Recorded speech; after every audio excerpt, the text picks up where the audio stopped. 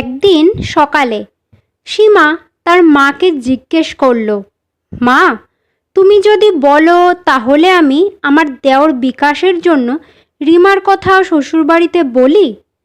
কথাটা শুনে সীমার মা একটু চুপ করে থাকলেন, আর তারপর বললেন, দেখ সীমা, তোর শাশুড়ির মেজাজ তো জানিসই। রিমা খুবই নরম স্বভাবের মেয়ে, ওকে তো তুই ছোট থেকেই দেখছিস। ও মুখে কিছু বলে না, কিন্তু ভেতরে ভেতরে সব কিছু চেপে রাখে।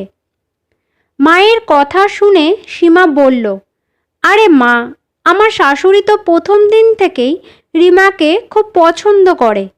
উনি তো নিজেই বলেছেন আমাকে বিকাশের জন্য রিমার মতোই একটা মেয়েকে ঘরে নিয়ে আসবেন। একই বাড়িতে দুই বোন বউ হয়ে আসবে, এই কথাটা শুনলে হয়তো তোমরা না করে দেবে। তাই আমার শাশুড়ি আর এই কথাটা তোমাদের সামনে তোলেনি। উনি তো বলেছিলেন বাড়িটা চেনা, লোকগুলো পরিচিত, তাছাড়া মেয়েটাও খুব ভালো। এখন সব কিছু তোমাদের উপরই নির্ভর করছে, তোমরা একই বাড়িতে দুই মেয়েকে বিয়ে দিতে রাজি হবে কি না। সীমার গায়ের রং একটু চাপা হলেও রিমার গায়ের রং ফর্সা, আর ব্যবহারও খুবই ভদ্র। সীমা ছিল রিমার বড় বোন। দুজনের স্বভাব, রূপ, আচরণ সব কিছুই আলাদা ছিল। 3 বছর আগে সীমার বিয়ে হয়েছে। বিকাশ ছিল সীমার একমাত্র দেওর। সীমা যখন বিয়ে হয়ে এই বাড়িতে আসে, তখন থেকেই বিকাশের সাথে সীমার সম্পর্ক খুব ভালো ছিল। ওরা দেওর বৌদি হলেও বন্ধুর মতো সম্পর্ক ছিল ওদের। ওরা একসাথে গল্প করত, টিভি দেখত, এমনকি বিকাশের জন্য জামা কাপড়ও সীমাই পছন্দ করে দিত। বাড়ির বড় বউ হিসেবে সীমার সব দায়িত্ব ঠিকভাবে পালন করত। শ্বশুরবাড়ির সবাই সীমাকে খুবই ভালোবাসত। কিন্তু বিকাশ আর রিমার বিয়ের পর সব পাল্টে যায়। বিকাশ এখন অফিস থেকে ফিরে সোজা নিজের ঘরে চলে যায়। ওর খাওয়া দাওয়া, জামা কাপড় পছন্দ করা সব কিছুই এখন রিমা ঠিক করে দেয়। তাছাড়া ছুটির দিনগুলোতে বা শনিবার রবিবারে বিকাশ আর রিমা সিনেমা দেখতে যায়, কিংবা শপিং মলে ঘুরে আসে, যেটা আগে বিকাশ নিজের বৌদির সাথে করত। বাড়ির সবাই রিমাকে খুব পছন্দ করে, কারণ ওর ব্যবহার ভীষণই মিষ্টি। তবে ধীরে ধীরে সীমার কাছে এই ব্যাপারগুলো হিংসার কারণ হয়ে দাঁড়ায়। যদিও রিমা তার নিজের স্বামীর সাথে বাইরে যাওয়ার আগে ঘরের সব কাজ করে রেখে যায়, তবুও সীমা কোনো না কোনো ছোটোখাটো বিষয় নিয়ে রিমাকে কথা শোনাতে ছাড়ে না। আসলে সীমা কিছুতেই মেনে নিতে পারছিল না যে বিকাশের বিয়ে হয়ে গেছে, আর এখন শুধু তার দায়িত্ব নয়, তার বউয়েরও অধিকার আছে বিকাশের উপর। তাছাড়া আরও একটা ব্যাপার হলো ওদের শাশুড়ি। বিকাশের মা এখন বড় বউয়ের থেকে ছোট বউকেই বেশি ভালোবাসে, যেটা সীমা একেবারেই সহ্য করতে পারছিল না। প্রতিদিনই সীমা তার বোনের কিছু না কিছু দোষ খুঁজে বের করে। কখনো কিছু বানিয়ে শাশুড়ির কানে তোলে, আবার কখনো রিমাকে শুনিয়ে শুনিয়ে বলে, দেখো কেমন জরুকা গুলাম হয়ে গেছে আমার দেওর। সীমা সব কিছু বোঝার পরেও নিজের দিদিকে কিছুই বলতো না। একদিন সন্ধ্যায় বিকাশ বাড়ি ফিরে দেখে রিমা চুপচাপ মুখ ভার করে বসে আছে। ও রিমাকে জিজ্ঞেস করে, কি হয়েছে, কিছু বলছো না কেন? বাড়িতে কিছু হয়েছে না কি? কিন্তু রিমা সব কিছু চেপে যায়, কারণ সে জানে বিকাশ বিশ্বাসই করবে না যে ওর নিজের দিদি সীমা ওর সঙ্গে খারাপ ব্যবহার করে। কারণ সীমা তো নিজেই রিমাকে পছন্দ করে এই বাড়িতে এনেছে। প্রায় দিনই সীমা তার বোনকে নানা কারণে কথা শোনাতো। এরই মধ্যে বাড়িতে একটা সুখবর এলো, রিমা মা হতে চলেছে। এই খবরটা শুনে বাড়ির সবাই তো খুব খুশি, একমাত্র সীমা ছাড়া। এই খবরটা শুনে সীমার যেন তার ছোট বোনের প্রতি রাগ, হিংসা আরও বেড়ে গেল।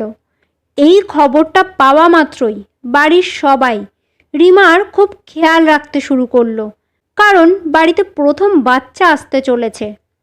এদিকে সীমার বিয়ের 4 বছর হয়ে গেলেও এখনও মা হতে পারেনি। এরপর থেকে রিমা আর বাড়িতে বেশি কাজ করতো না। এখন বাড়ির সব কাজের দায়িত্ব পড়েছিল বড় বউ সীমার কাঁধে। তোমরা তো সবাই জানো, প্রেগনেন্সিতে পাকা পেঁপে খাওয়া বারণ।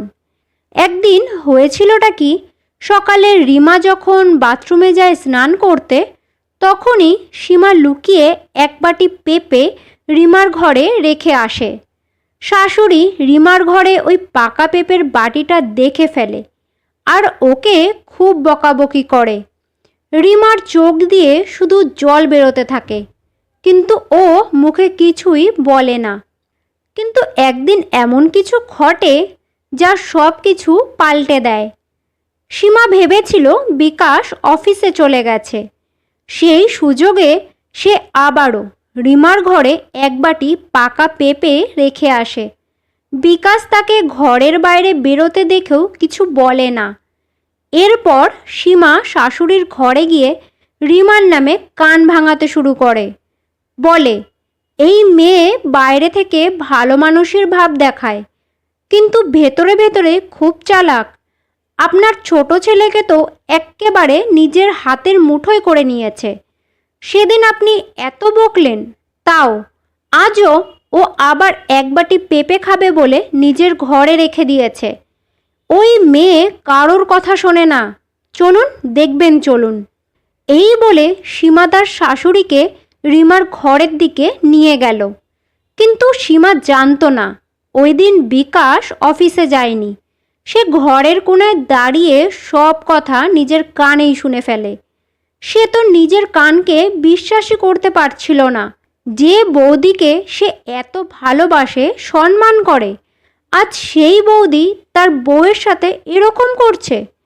এই সেই বৌদি যে একদিন নিজে রিমাকে এই বাড়িতে এনেছিল, আজ সেই এতটা নিচে নামতে পারে।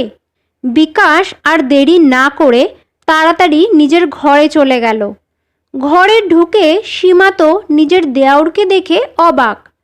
ওদের দুজনকে ঘরে ঢুকতে দেখেই বিকাশ বলল, কি হলো মা, কিছু বলবে? শাশুড়ি জিজ্ঞেস করল, ছোট বৌমা কোথায়? বিকাশ বলল, ও তো স্নান করতে গেছে। কেন, কিছু হয়েছে? শাশুড়ি তখন কড়া গলায় জিজ্ঞেস করল, এই পেঁপের বাটিটা এখানে কে এনেছে? বিকাশ বলল, বৌদি তো একটু আগে দিয়ে গেল আমাকে, বলল গাছের পেঁপে খুব মিষ্টি, খেয়ে দেখো, তাই না বৌদি? সীমা তখন কি উত্তর দেবে বুঝতে পারল না, চুপচাপ দাঁড়িয়ে থাকলো। তবে ওর আর বুঝতে বাকি রইল না যে বিকাশ তার চালাকিটা ধরে ফেলেছে। এদিকে বিকাশের মাও বুঝে গেলেন ওনার বড় বৌমাই ছোট বৌমাকে খারাপ করার জন্য এই চালাকিটা করেছে। শাশুড়ি তো সীমাকে খুব বকলেন। ততক্ষণে রিমাও ঘরে চলে আসলো। রিমাকে দেখে সীমা তক্ষুনি ঘর থেকে বেরিয়ে গেল। সেই দিন রাতে বিকাশ রিমাকে বলল, আজ সব কিছু আমি নিজের কানে শুনেছি, এতদিন কেন কিছু বলনি তুমি? রিমার চোখ দিয়ে জল গড়িয়ে পড়ল। কিছুক্ষণ চুপ করে থেকে ও বলল, তোমাকে কষ্ট দিতে চাইনি, তোমার বৌদির প্রতি তোমার শ্রদ্ধা নষ্ট করতে চাইনি।